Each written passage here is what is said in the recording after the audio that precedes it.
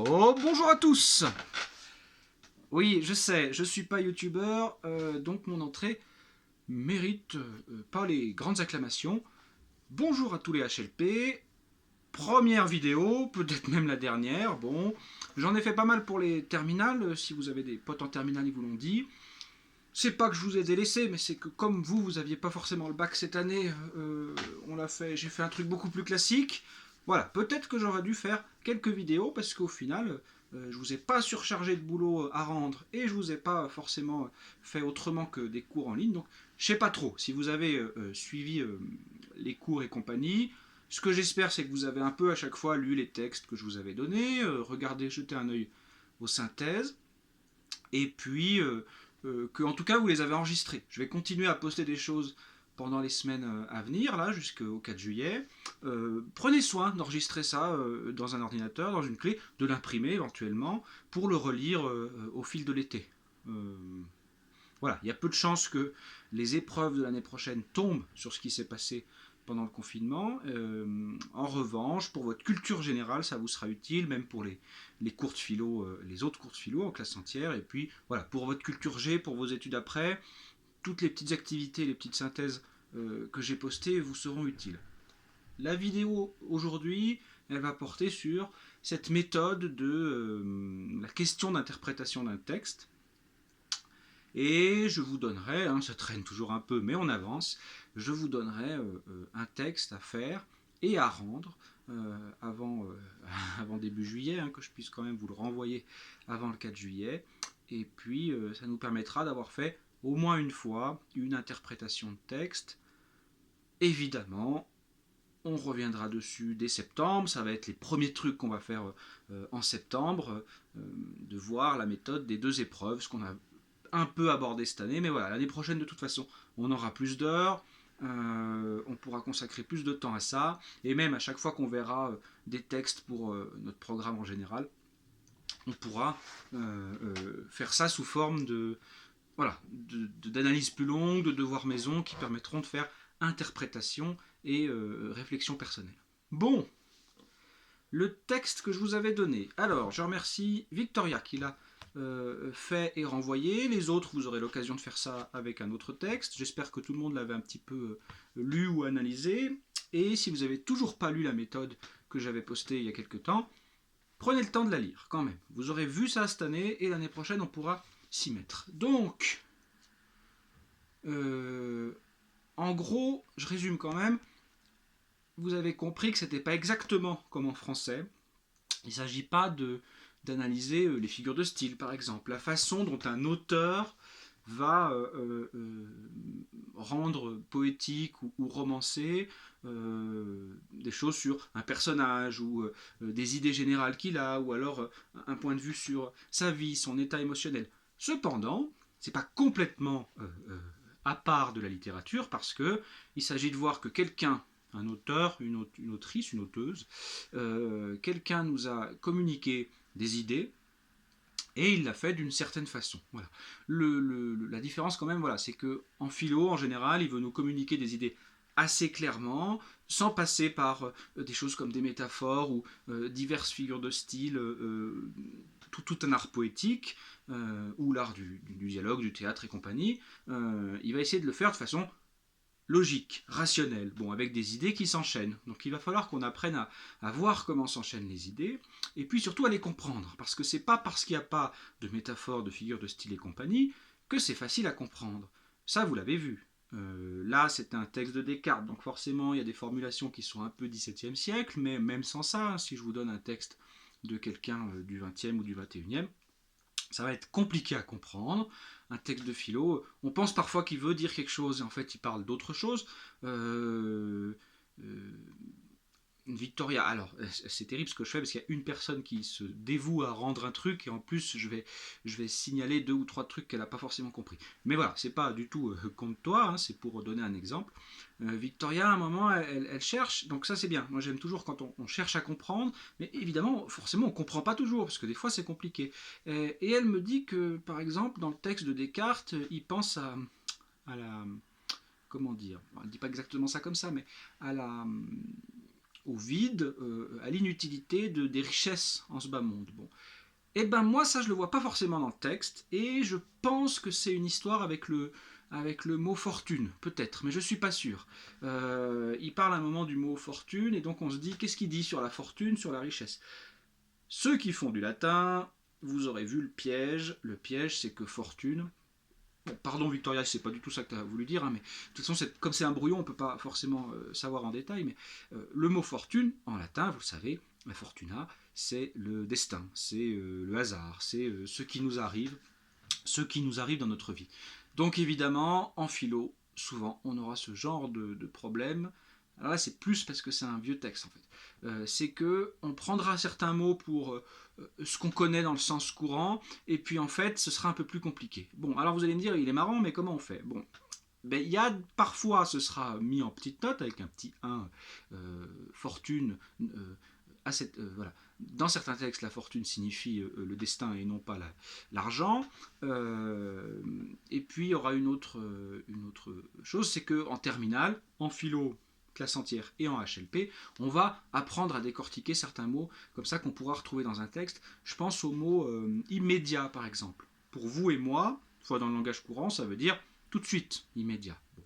En philo, souvent, ça veut dire qui n'est pas média. Donc ça veut dire qui n'est pas médiatisé. Donc ça veut dire qui nous arrive sans intermédiaire. Je m'explique. Hein, vous savez que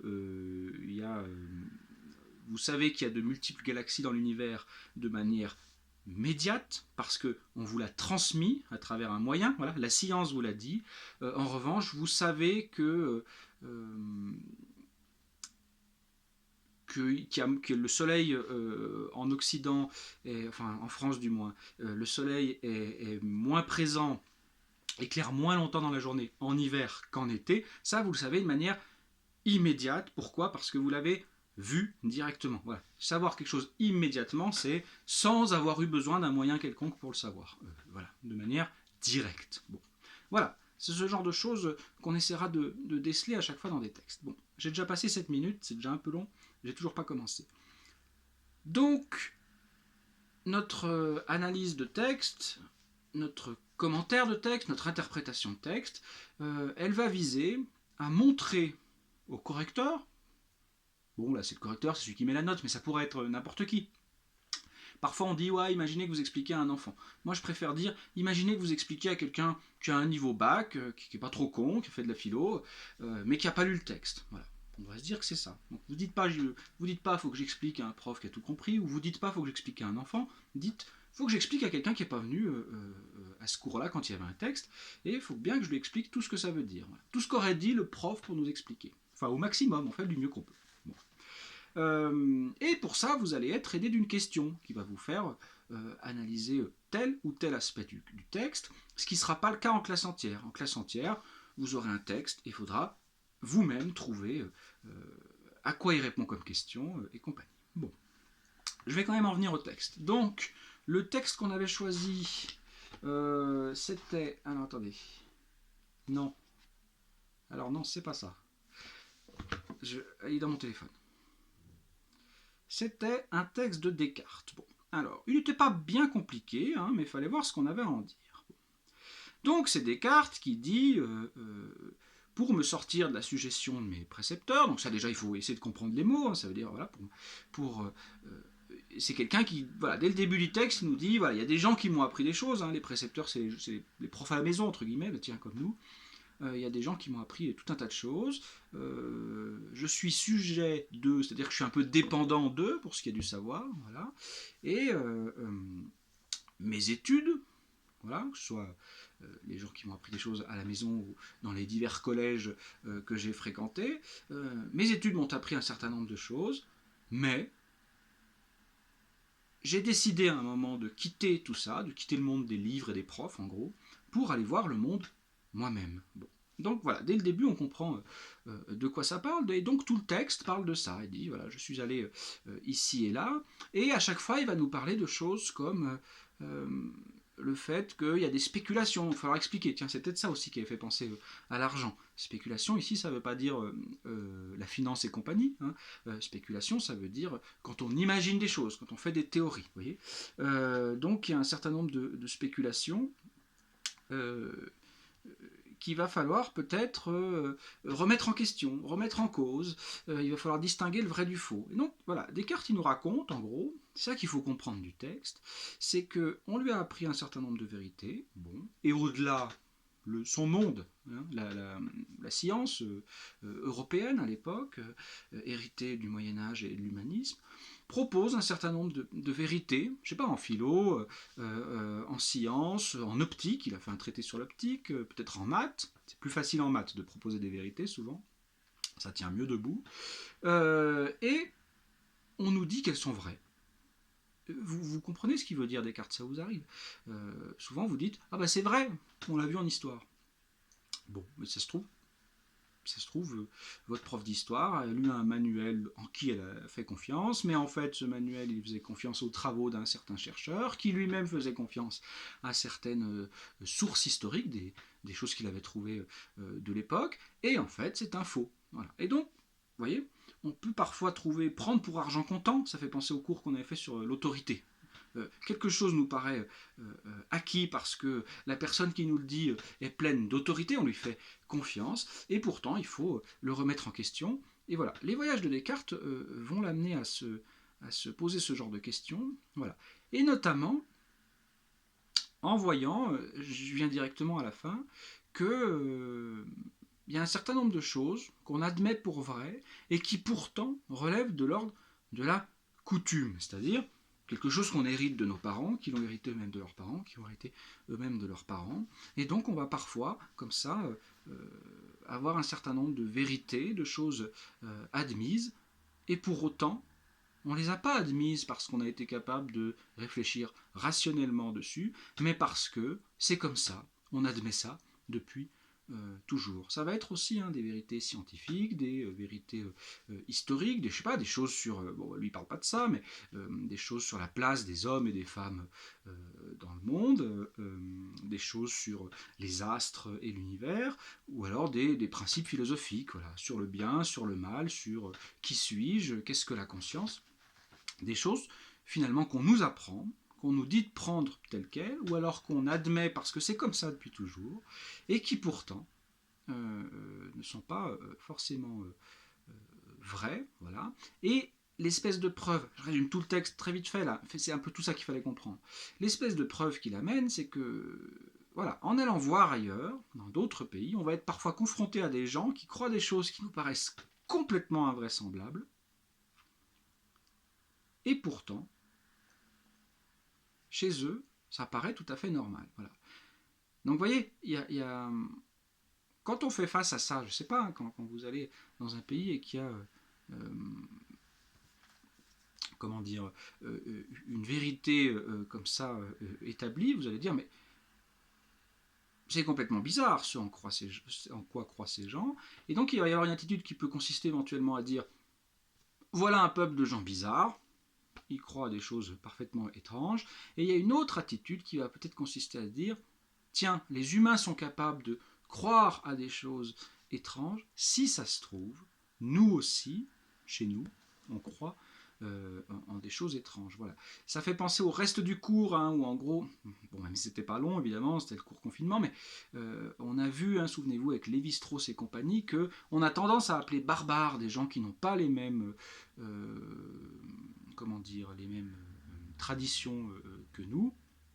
Je sais pas, on avait parlé de ces îles trop brillants, là on avait parlé de ça en cours quand on était encore en cours, où c'est mon oncle qui est considéré un peu comme mon autorité paternelle, c'est le frère de ma mère qui compte. Bon.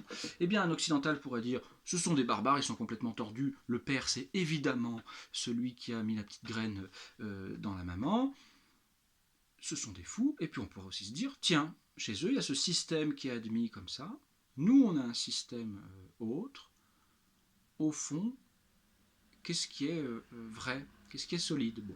Alors dans ce cas précis, ça va être compliqué de dire ce qui est vrai ou pas, puisque c'est des coutumes, c'est de la culture, mais il y a d'autres cas, Descartes va le développer dans son discours de la méthode, où il va falloir rechercher la vérité, je parle des choses plus scientifiques ou plus philosophiques, il va falloir rechercher la vérité en se débarrassant de tout ce qu'on nous a appris depuis tout petit. Bon, voilà. Ce discours de la méthode de Descartes, c'est un livre sur le doute. Descartes, en gros, il dit qu'il faut douter de tout. Tout ce qu'on nous a appris peut être remis en question. Il dit même les maths. Parce que, par exemple, 1 et 1 font 2. Ou 3 et 5 font 8. Bon. C'est quelque chose qui nous paraît inébranlable. On ne voit pas pourquoi ce serait faux. Bon. Ça tient debout dans notre tête. Bon. Descartes nous dit que si ça se trouve, on pourrait imaginer qu'on nous a trompés, qu'on nous a inculqué ça comme vérité, mais que c'est complètement faux. Et donc, il faudra essayer de le remettre en question pour voir ce qui tient debout. Bon, je ne vais pas développer tout Descartes parce qu'on va le faire dès le début de l'année prochaine en philo en classe entière. Mais ce que je veux vous dire, c'est que voilà, quand vous avez une question comme quel bénéfice Descartes retire-t-il de ses voyages, il va falloir comme ça expliquer un peu toutes ces grandes parties du texte petit à petit en expliquant un peu chaque phrase voilà, en précisant, vous voyez, il y a le début, alors on va dire au début, il nous précise que il estime être assujetti à ses précepteurs, aux gens qui lui ont inculqué des choses, et que donc il est allé chercher les choses par lui-même. Donc voilà, avant de dire qu'il a tiré un bénéfice de son voyage, il va falloir dire qu'il y a eu une attitude volontaire de sa part de dire qu'il allait sans doute être utile d'aller en voyage. Donc on va dire, voilà. Premièrement, on va faire toute une partie sans doute où on va dire que Descartes est parti en voyage pour se débarrasser, il avait une intuition qu'il fallait se débarrasser de ce qu'on lui avait appris. Et puis après, il va falloir développer sur le fait que qu'est-ce qu'il a retrouvé dans ses voyages. Il y a deux choses principales, c'est que les vérités de cabinet, comme il dit, c'est-à-dire de bureau en fait, de bureau scientifique, peuvent être remises en question. Et puis l'autre chose qu'il a trouvée aussi, c'est que on peut parfois avoir une vérité inébranlable en tête, et pourtant, elle est peut-être qu'elle repose sur notre système culturel, voilà. Et avec tout ça, il va falloir expliquer comment il le prouve, comment il l'explique. Et voilà, il va notamment dire que des choses extravagantes et ridicules dans d'autres pays sont en fait là-bas complètement approuvées, voilà. Et c'est pas forcément dans des peuples barbares, justement, c'est dans des peuples qu'on respecte. Voilà, des choses qui sont extravagantes pour nous sont tout à fait normales pour eux. Et un bon élève de HLP ou de philo, ce qu'il va falloir faire, c'est qu'il montre en quoi ce que dit Descartes c'est important. C'est important parce que voilà, il remet en question quelque chose qui s'appelle la vérité. Donc c'est un texte qui quand même se pose, vous voyez, comme quelque chose qui relève de la modernité, enfin de la modernité, voilà, de ce passage entre l'humanisme puis la Renaissance, on est un peu plus tard là, vers les Lumières. Voilà, Descartes il fait un peu ce lien entre voilà, des gens qui ont remis en question toutes ces vérités qu'on nous assénait depuis l'Antiquité et le Moyen Âge, pour lesquels on a été fasciné ensuite, mais qu'il va falloir petit à petit remettre en doute, voilà, pour petit à petit arriver vers la lumière. Voilà, ça se termine par notre lumière naturelle. Il va falloir opposer les vérités toutes faites et le fait de faire son expérience par soi-même. Hein. Il y a une autre partie du texte, c'était l'expérience. Et voilà, il va falloir petit à petit répondre à la question comme ça en expliquant chaque moment du texte. Je suis conscient que là, je vous parle un peu dans le vague, je vous dis l'idée générale. Mais en philo, c'est quand même souvent ce qu'on cherche. C'est l'idée. On veut voir si un élève a compris ce que veut dire l'auteur et surtout pourquoi c'est important. Pourquoi c'est. Le texte de Descartes, c'est plus important, quoique là-dedans il y a une sacrée morale aussi. Pourquoi c'est plus important que Coup de foudre au poulailler de Christian Jolibois et Christian Heinrich. Voilà. Ce livre qui ne peut être écrit que par des Christians, apparemment. Aux éditions Les Petites Poules, bien sûr, évidemment. Voilà, il va falloir expliquer en quoi ce texte est plutôt important. On ne peut pas forcément arriver à le faire à la fin de la première. En revanche, à la fin de la terminale, les bons élèves saisiront les enjeux. Voilà. Les moins bons élèves, à la fin de la terminale, ils essaieront déjà d'expliquer le texte à la lettre, parce qu'entre la HLP et la philo, normalement, vous arriverez à sortir quelque chose du texte. Il arrivera que vous ne compreniez rien du tout. Ça arrive au bac. Ça n'empêche pas forcément d'avoir la moyenne, mais voilà, ça empêche souvent d'avoir 16-17, parce qu'on croit avoir tout compris. Alors on fait un truc, ça fait 5-6 pages, c'est vachement bien. Enfin, c'est vachement bien. On fait tout pour expliquer tous les moments du texte, et finalement, c'est pas ça. Je referai une vidéo un peu plus en détail, et puis il faut que je vous fasse un corrigé, parce que vous en avez besoin, pour vous expliquer un peu ce qu'on met en détail. Voilà, j'expliquais à Victoria que l'intro, notamment, on va apprendre à la soigner, c'est-à-dire qu'on ne va pas se contenter de présenter en disant voilà, Descartes est un philosophe français, voilà, qui a mis le doute au cœur de sa philosophie. Le discours de la méthode est l'une de ses œuvres fondamentales, qui va redistribuer le statut de la science pour la suite et vers les Lumières. Bon, on va pas juste dire ça, en fait. Souvent, d'ailleurs, on connaîtra peut-être même pas l'auteur, donc on pourra pas dire tout ça. Ce qu'on va bien montrer, c'est le texte, quel est son problème, c'est-à-dire à quelle question il répond. Bon, là, c'est un petit peu balisé puisqu'on a la question en HLP. On a une question en HLP. Quelle est la thèse de l'auteur, c'est-à-dire qu'est-ce qu'il nous annonce, qu'est-ce qu'il nous dit, qu'est-ce qu'il envisage comme réponse au problème qui est importante et nouvelle.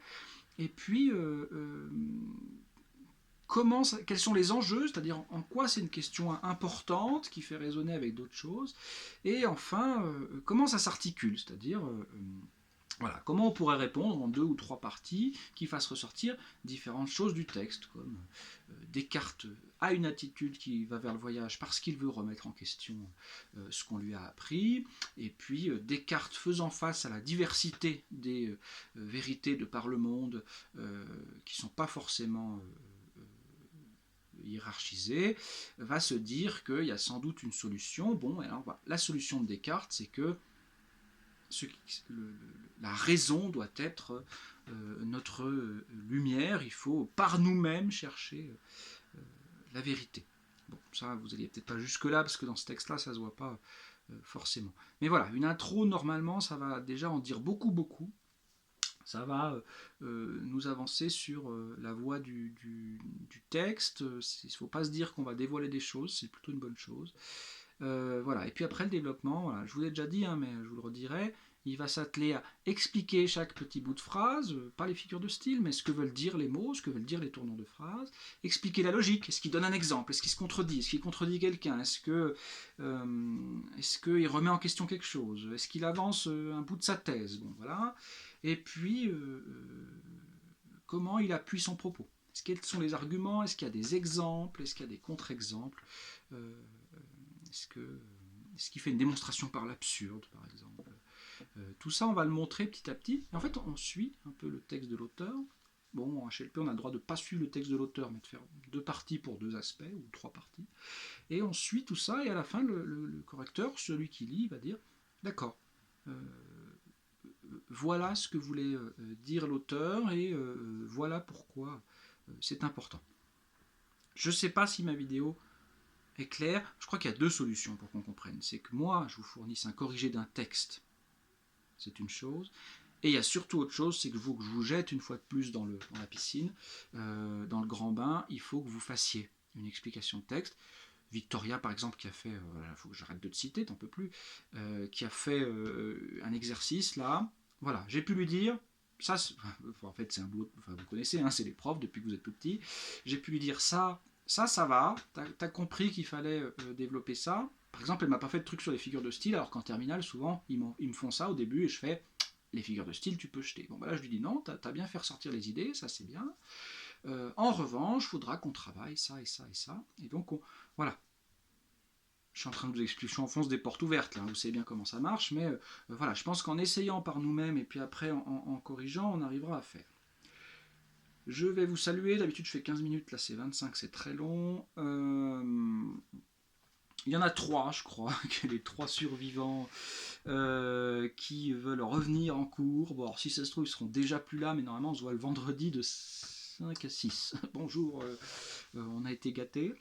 Donc voilà, si vous n'avez pas eu votre emploi du temps, je vous l'annonce, on se voit le vendredi de 5 à 6 avec les 3 HLP qui restent.